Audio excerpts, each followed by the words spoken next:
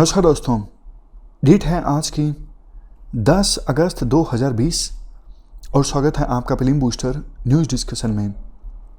First important article बीज के बारे में है। बीज का पूरा नाम है bio compost enriched eco friendly globule. क्या कंटेस्ट है? आईआईटी कानपुर के द्वारा इस प्रकार के इंडिजिनस सीड बोल्स डेवलप किए गए हैं। जैसा आप तस्वीर में देख सकते हो, इन्हें ही नाम दिया गया है बीज, यानी bio compost enriched eco friendly globule. इस प्रकार के सीड बोल्स में देखो काफ़ी सारे इंग्रेडिएंट्स होंगे, जैसे इंडिजिनस वैरायटी के सीड्स होंगे, कंपोस्ट होगा। कंपोस्ट मतलब जो सड़ा गला ऑर्गेनिक मटेरियल होता है जिसे फर्टिलाइजर के तौर पे इस्तेमाल किया जाता है, कंपोस्ट होगा और मिट्टी भी होगी। आमतौर पे देखो, बीजों को जब हम बोते हैं तो खड्डा खोदना पड़ता है तो काफ़ी सारे लोग मिल के काम करते हैं। तो कोरोना ईरा में इस प्रकार से कोरोना वायरस के फैलने का खतरा रहता है। लेकिन ये सीड बॉल्स जो हैं, ये देखो काफ़ी इंपॉर्टेंट है। मान लीजिए जगह डिसाइड कर ली, ये खेत है, यहाँ पे रखना है, यहाँ पे रखना है, यहाँ पे रखना है, तो सीधा जहाँ पे जगह डिसाइड हुई है वहाँ पे सिर्फ ये रखना है सीड बॉल, कोई खड्डा नहीं खोदना। तो कोरोना वायरस के संक्रमण को यानी ट्रांसमिशन को रोका जा सकता है इस प्रकार के सीड बॉल्स की सहायता से।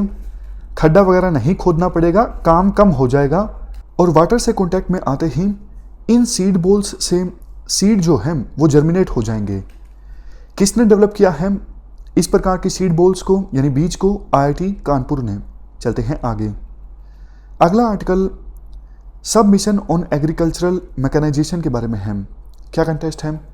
हाल ही में यूनियन गवर्नमेंट ने 553 करोड़ रुपए आवंटित किए इस स्कीम को इम्प्लीमेंट करने के लिए। इस स्कीम का मकसद क्या है?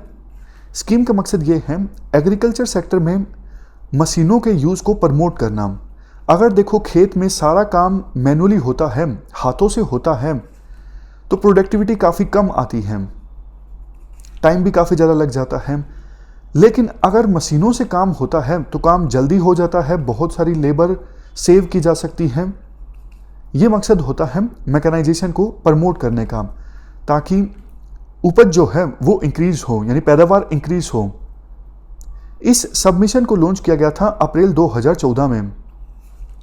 मकसद यही था फार्म मैकेनाइजेशन को प्रमोट करना, ताकि एग्रीकल्चर सेक्टर में प्रोडक्टिविटी को बूस्ट किया जा सके।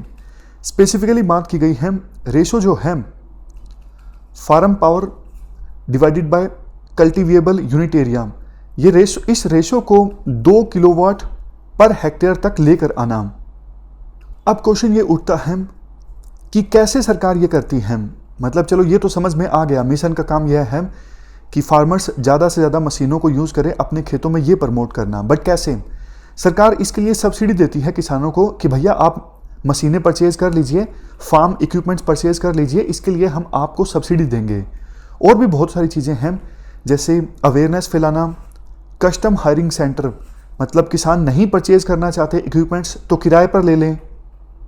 नेक्स्ट, हाईटेक और हाई वैल्यू फार्म इक्विपमेंट्स के लिए हब क्रिएट करना।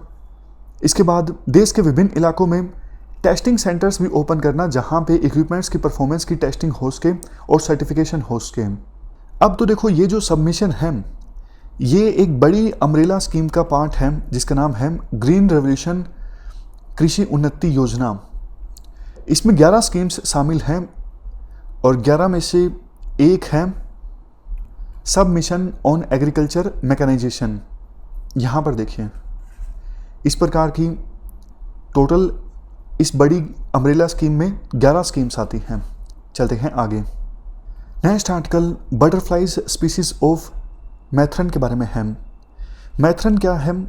मैथरन देखो इंडिया का एक छोटा सा हिल स्टेशन है, वेस्टर्न घाट में पड़ता है और मुंबई मेट्रोपॉलिटन रीजन का पार्ट है। इसे मिनिस्ट्री ऑफ एनवायरनमेंट के द्वारा इको सेंसिटिव रीजन नोटिफाई किया हुआ है। वैसे मैथरन का मतलब होता है forest on the forehead.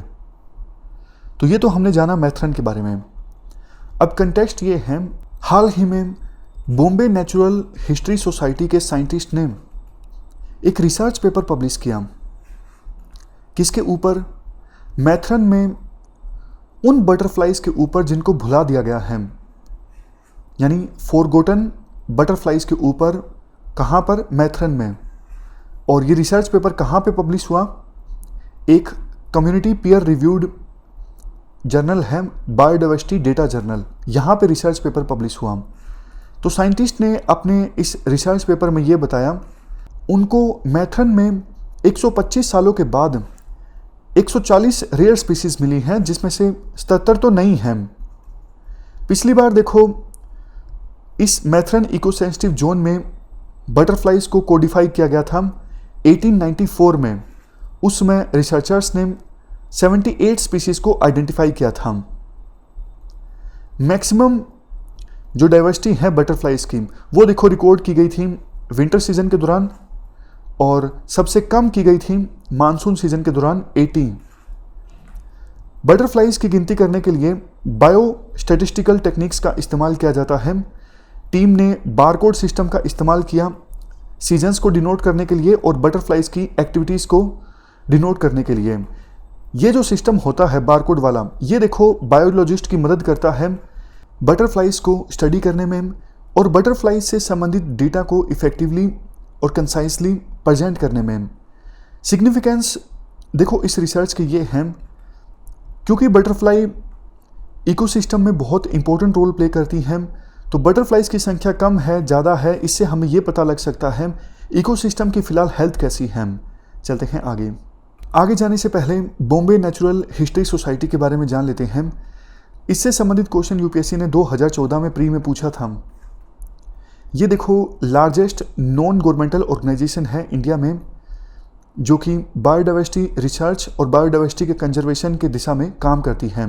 UPSC ने इस प्रकार से क्वेश्चन पूछा था, ये बॉम्बे नेचुरल हिस्ट्री सोसाइटी जो है ये ऑटोनोमस ऑर्गेनाइजेशन है मिनिस्ट्री ऑफ एनवायरनमेंट के अंदर, मतलब कुछ इस टाइप का था। तो ये गवर्नमेंटल ऑर्गेनाइजेशन नहीं है, ये एनजीओ है। इसको इस्टेब्लिश किया गया था 15 सितंबर 1883 को। हेडक्वार्टर हॉर्नबिल हाउस मुंबई में है। ये ऑर्गेनाइजेशन बायोडाइवर्सिटी के रिसर्च के दिशा में जो एफर्ट्स लगाए जाते हैं उनको सपोर्ट करती है। कैसे? ग्रांट देकर, पैसा देके कि भैया रिसर्च आप ठीक से कर लो। इसके अलावा बायोडाइवर्सिटी से संबंधित जर्नल भी इस सोसाइटी के द्वारा पब्लिश किया जाता है और department of science and technology ने इस सोसाइटी को scientific and industrial research organisation का दर्जा दिया हुआ है। चलते हैं आगे। Next article e Sanjeevani telemedicine platform के बारे में है। देखो ये इस प्रकार का प्लेटफॉर्म है। इस प्लेटफॉर्म पर दो तरह की सर्विस प्रोवाइड की जाती हैं। एक तो पेशेंट्स डॉक्टर से कंसल्ट कर सकते हैं, दूसरा डॉक्टर भी डॉक्टर से कंसल्ट कर सकते हैं। ये पूरा प्रोसीजर है, फ्री है, सारी इन्फॉर्मेशन दी हुई है। एक पेशेंट को एवरेज कितना इंतज़ार करना पड़ता है? 3 मिनट 23 सेकंड। सर्विस जो है वो फ्री है। तो ये सर्विस है। बाकी काफ़ी सारी ऐसी बातें बोली हुई हैं कि प्लेटफॉर्म यूज़र फ्रेंडली है और इससे डिजिटल डिवाइड जो है वो कम होगा। ग्रामीण इलाकों के जो लोग हैं वो डॉक्टर से कंसल्ट कर सकेंगे और डॉक्टर से डॉक्टर का भी कंसल्टेशन हो सकेगा। दोनों सर्विसेज के अलग से अलग नाम हैं। अगर देखो डॉक्टर टू डॉक्टर कंसल्टेशन होता है तो इस सर्विस का नाम है ई संजीवनी, और अगर पेशेंट का डॉक्टर से कंसल्टेशन होता है तो इस सर्विस का नाम है ई संजीवनी ओपीडी। इम्प्लीमेंटेशन इन सर्विसेज को किया जा रहा है Ayushman Bharat health and wellness centre programme के अंतर्गत। इस प्लेटफॉर्म को किसने डेवलप किया है? ये प्लेटफॉर्म डेवलप किया गया है सीडेक के द्वारा, जो मोहाली में सिचुएटेड है। तो ये हमने आर्टिकल डिस्कस किया ई संजीवनी टेलीमेडिसिन प्लेटफॉर्म के बारे में। नेक्स्ट आर्टिकल लोया जिरगा के बारे में है। क्या कंटेक्स्ट है? हाल ही में अफगानिस्तान में लोया जिरगा बॉडी की मीटिंग बुलाई गई थी, ये डिसाइड करने के लिए कि तालिबान के 400 प्रिजनर्स को छोड़ा जाए या फिर ना छोड़ा जाए। तो अगर यूपीएससी पूछे लोया जिरगा क्या है, ये देखो अफगानिस्तान में एक मास नेशनल गैदरिंग होती है जिसमें बहुत सारे लीडर्स पार्टिसिपेट करते हैं। अलग अलग धर्मों के, ट्राइबल कम्युनिटीज़ के लीडर पार्टिसिपेट करते हैं, अलग अलग एथनिसिटी के लीडर्स पार्टिसिपेट करते हैं, पॉलिटिकल लीडर्स भी पार्टिसिपेट करते हैं। मतलब लोया जिरगा की मीटिंग में बहुत सारे tribal leader, religious leader, political leader विभिन्न एथनिसिटी के लीडर्स पार्टिसिपेट करते हैं। वैसे लोया जिरगा की जो मीटिंग होती है, इसमें जो डिसीजंस लिए जाते हैं वो लीगली बाइंडिंग नहीं होते, लेकिन रिस्पेक्ट काफ़ी ज़्यादा है इस बॉडी की। सदियों पुरानी ये बॉडी है जो कि डिसीजन लेते आई है अफ़गानिस्तान के लोगों के लिए। तो अफ़गानिस्तान के लोगों की विल को दर्शाती है ये बॉडी लोया जिरगा। हालांकि आज के समय में तो आपको पता है जैसे पार्लियामेंट बन चुकी है अफ़गानिस्तान में भी, तो इस बॉडी के जो डिसीजन है वो लीगली बाइंडिंग नहीं है, लेकिन रिस्पेक्ट इस बॉडी की काफ़ी ज़्यादा है। Next article Indus water treaty से संबंधित है। क्यों न्यूज़ में आई है ये ट्रीटी? पाकिस्तान ने इंडिया से रिक्वेस्ट की थी कि इंडस वाटर ट्रीटी से संबंधित इश्यूज़ पर मीटिंग ऑर्गेनाइज की जाए इंडिया पाकिस्तान बॉर्डर पर अटारी चेक पोस्ट के नज़दीक। हालांकि इंडिया ने पाकिस्तान की इस रिक्वेस्ट को मना कर दिया। वैसे देखो, पाकिस्तान ने काफ़ी बार इंडिया की सिंपल से सिंपल रिक्वेस्ट को भी मना किया है। जैसे जब टिड्डियों का अटैक हुआ था तो भी हमने कहा था कि भैया मीटिंग ऑर्गेनाइज कर लेते हैं ताकि मिलके टिड्डियों के अटैक से लड़ सकें, कोऑपरेशन कर सकें, बट पाकिस्तान ने रिफ्यूज़ कर दिया। तो अब इस इंडस वाटर ट्रीटी के बारे में जो बेसिक इंफॉर्मेशन है उसे हम रिवाइज कर लेते हैं। ये देखो, वाटर डिस्ट्रीब्यूशन ट्रीटी है जो इंडिया और पाकिस्तान के बीच साइन हुई थी 1960 में। इंडिया की तरफ से इस ट्रीटी को साइन किया था नेहरू ने और पाकिस्तान की तरफ से उनके राष्ट्रपति थे अयूब खान ने। कराची में ये ट्रीटी साइन हुई थी और मीडिएटर था वर्ल्ड बैंक।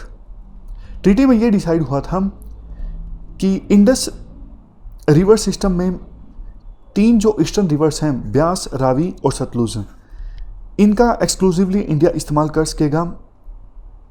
और जो वेस्टर्न रिवर्स हैं, इंडस, झेलम, चिनाब, इनको एलोकेट किया गया था पाकिस्तान को। लेकिन इन रिवर्स के पानी को इंडिया इस्तेमाल कर सकता है डोमेस्टिक, नॉन कंजप्टिव और एग्रीकल्चर यूजेस के लिए। समझ गए? इन 3-4 यूजेस के लिए इंडिया इन रिवर्स का पानी इस्तेमाल कर सकता है।